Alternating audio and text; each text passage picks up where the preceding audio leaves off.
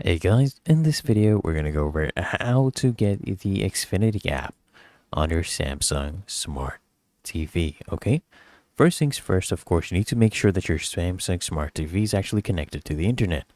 And then what you need to do is press the Smart Hub button on your Smart Control remote, okay? Or you can go to the Samsung home screen, and from here you want to scroll to and select Apps. And then just go ahead and select the magnifying glass icon. And all you need to do is enter the Xfinity stream, enter this, okay, type this in using the keyboard on your screen, and then just select done. And then just select the Xfinity stream app, and then choose download. And once installation is complete, select open it to start using the Xfinity stream app. And when you're asked, just register your device and sign in with your Xfinity ID and password.